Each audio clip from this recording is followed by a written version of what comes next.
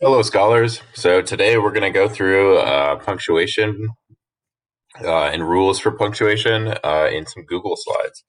So get ready to go. Before I get into the content, I just want to let you know that if you need to pause the video and go back and review anything at any point, please feel free. That's one of the benefits to doing things on video. So make sure you're thinking about what you're watching. If you still have questions, go back, rewatch. And if you still have questions after that, remember you can always ask Miss Anderson, Miss Foster, or Mr. K. So let's get right into it. The first example of punctuation that we're going to go over today is the period. So the period is this little dot right here. I'm sure you've seen it a million times before, and it always marks the end of a sentence, right? So the rule for periods is that you use at the end of a complete sentence.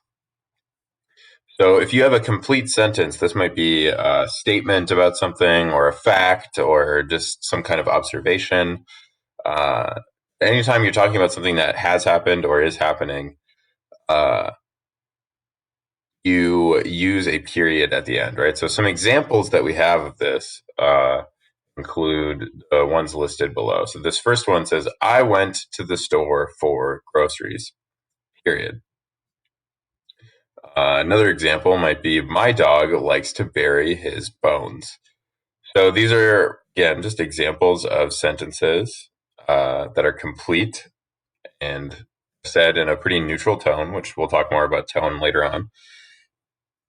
This next example says, Sarah's horse likes to eat hay. And finally, flowers are growing in my garden. So these are all examples of complete sentences that have periods at the end. So this is when you use a period. As it says here, periods are the most well-known form of punctuation. So I guess when in doubt, if you have a complete sentence, just make sure you use a period. The next rule is the question mark. So the question mark is kind of funny looking. It's got this curved little hook type thing with a dot at the bottom of it. So yeah, these are all examples of question marks right here. And you use a question mark, according to this rule, a question mark goes at the end of a question. So that makes sense. Question mark goes with questions. And we know that we're asking a question when we don't know whether or not something is true. If we are sort of asking about whether or not something is true, then we are probably asking a question. Okay, so these examples below are all questions, and they all have question marks at the end. First example, what's your name? Second example, do you like school? Third, how old are you? Fourth, do you like dolphins? So one thing that's sort of in common with all four of these examples is that we don't know something that we don't know, and we're trying to figure it out, right? So we don't know someone's name, we don't know whether or not someone likes school, we don't know how old somebody is, and we don't know if they like dolphins, right? So we ask a question to try and figure that out. So this rule also says question mark. You use it at the end of a sentence to express uncertainty, indicating a question. So anytime you have a question about something, make sure you use that question mark right at the end of it. Next example. This is the exclamation mark, another example of punctuation. Punctuation marks look like this. They have this little vertical line with the dot at the bottom of them, and they always go at the end of a certain kind of sentence. So if we pay attention to this rule, it says exclamation mark is used at the end of a sentence or a short phrase which expresses very strong excitement or feeling. So that last part is really important. I'm going to read it again. Which expresses very strong excitement or feeling. So exclamation marks, you can use them on complete sentences just like we did with periods, but when you use an exclamation mark, you make it seem really, really exciting. So some examples here. So this first example is a complete sentence that says, What a lovely view you have here. And then there's an exclamation mark at the end because it shows that the person's really excited about this lovely view. Another example. That's fantastic. Right. So someone's really excited about this fantastic thing. So when they write out their excitement, they make sure to put an exclamation mark at the end. This last example, this is not a complete sentence, but it is a short phrase. If we look back at the definition, it says a short phrase or excuse me, it says end of a sentence or a short phrase. This is an example that's just a short phrase, and it's help, right? So help is something that you say with a lot of intense emotion. You really need help. You need to get it out there. You say it loudly. It's very expressive. So you have an exclamation mark at the end. Help. Uh, so it looks like there's this little blurb here that is full of sentences that all have exclamation marks. It says, "Wow, this is great. I have a whole page to myself. This is amazing. Hey out there, great to meet you. I'm an exclamation point." And it looks like it's an exclamation point that was saying that. So apparently that's how exclamation marks talk. Um, Next, we are going to go to the comma. So a comma is another sort of exclamation mark, but commas do not go at the end of a sentence. So commas are a little bit different than some of the other punctuation rules we were looking at before, right? Uh, so the rule says you use commas for listing two or more items. Another way of thinking about that is that commas typically indicate pauses or phrase separations. So normally when you're speaking, if there's a point in the conversation where you would pause for a minute, that typically means that you would use a comma there. But the most important part that we are going to focus on in this class is for listing two or more items. Uh, so this let's take a look at this first example. So it says, "I like fruit, especially strawberries, raspberries, and apples." So in this situation, we have commas that are listing things out, right? So we have strawberries, comma, raspberries, comma, and apples. So these commas are meant to separate different parts of the list.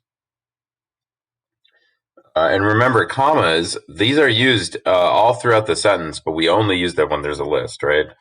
So it's important. It's different than periods. It's different than exclamation marks and question marks because we don't use a comma at the end of a sentence. We use it in the middle. We only ever use it when we're listing things out. So another example, my friends' names are Bethany, Ellie, and Jade. So in this example, we're listing out all of the names of my friends, and the names are Bethany, Ellie, and Jade. So since we have two or more items, we list those out with commas. Okay? Commas are also special because we use them in other situations as well. So this was our first rule. You use commas for listing two or more items. But commas can also be used for other purposes. So if we look right here, it says rule number 2. You use commas for joining sentences together. In this example, we have a sentence that reads like this. You must hand in your essay by Friday, or you will receive a mark of 0. So here we have one statement or one sentence that is, you must hand in your essay by Friday. And then over here we have, you will receive a mark of 0. Those are two chunky sentences, and we combine them by using a comma. Here's another example. Princess has applied to join the dance team, and Jacqueline is expected to do the same. I'm going to wait for a second for that to go away. I'll read it again. Princess has applied to join the dance team, and Jacqueline is expected to do the same. So since we have two sentences that are being joined together, we use a comma. You'll notice sort of as you get older, you might have some people who debate with you and, try to tell you that that's There's different situations that you use commas in, but make sure that we are using them whenever we are listing two or more items and when we're joining sentences together. Okay. So lastly, we have quotation marks. Quotation marks are another interesting form of punctuation because we don't use them at the end of a sentence. We use them whenever we are enclosing a direct quotation. So let me read this rule out for you. It says, rule: a pair of quotation marks encloses a direct quotation. So with quotation marks, we always have a beginning and an end, right? So if we're starting out a quote, we introduce exclamation marks right here. And then if we're closing out the quote, we put, if we are beginning a quote, we use quotation marks at the beginning. And then when we end it, we also use quotation marks again. You'll see the first set has the hooks sort of pointing upwards here. And the second set has the hooks pointing downwards. In this example, do you like singing? So this is not just me asking, do you like singing, but I'm referencing somebody else who already asked the question, do you like singing? So there's an there's a question mark in here already because it is a question, but since it's trapped inside of these quotation marks, we know that we're quoting somebody else who already asked this question. This is the same for these next few examples where it says, do you have a pet? What's your favorite animal? Do you play an instrument? So these are all in quotation marks, which means that we're referencing somebody else. And we can also do that in the middle of a sentence, right? So the entire sentence doesn't need to be trapped inside of a direct quotation mark. Sometimes we can bring quotation marks up in the middle of a sentence. So in this example right here, it says, my father always said, be careful what you wish for. So in this situation, we started our own sentence. We said, my father always said, but when we started quoting what my father said, we introduced quotation marks right here, right? So this part is a quote from my father. Since we're quoting him directly, we use quotation marks. So this section should be a review, hopefully, but we'll go over it one more time. So another thing that we're going to touch on right now are rules for capitalization. So let's look at let's look at some of these examples, right? So in this sentence, the sentence says, "Learn the names of countries," and then here we have a list of languages, right? So we're saying Julie speaks English, French, and German. So if you pay attention to which letters are capitalized, so let's go back to this first example. So the sentence example, right? So this says, learn the names of countries. The only letter that's capitalized here is L because it's at the beginning of a sentence. We always capitalize the letters at the beginning of a sentence. So in the second example, we see that languages are capitalized. So it says Julie speaks Julie speaks English, French, and German. So here we have Julie capitalized because it's at the beginning of a sentence. Also, it's the name of somebody, so that's another reason why this might be capitalized. And then it says speaks English, French, and German. And we see that English, French, German, all of these have capital letters at the beginning because they are the names of languages, of specific languages. So English is a specific type of language. French is a specific type of language, and German is a specific type of language. So we capitalize the first letter of these words. Days of the week. I love Mondays. So we see the M in Mondays is capitalized here because it is the name of day of the week.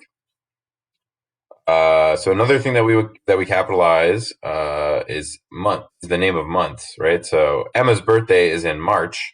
We see that the M in March is capitalized because it's the name of a month. We capitalize the names of countries and places. So, for example, it is hot in China. So we see that China has a capital C at the beginning of it because it is the name of a country. We also capitalize names, specifically of people. We capitalize the names of people. So my name is Luke. We see that the L in Luke is capitalized because it's the name of something. This last example is super, super important to remember. So the letter I, whenever we're talking about ourselves, so if I said, I like to drink water or something, that I is always capitalized. So in this example right here, it says, I love dogs. So since I am the person who loves the dogs, I is capitalized. It doesn't matter if that's at the beginning of a sentence or the middle of a sentence. Anytime we use the word I to describe ourselves when we're talking, when we're narrating something, that letter I is capitalized. So those are all the rules today. Hopefully these capitalization rules were a refresher on some stuff we've worked on before. Remember to go back and rewatch any parts that were confusing. If you still have questions at the end of that, don't be afraid to reach out to Miss Anderson, Miss Foster, or Mr. K. Thanks for watching and have a wonderful day.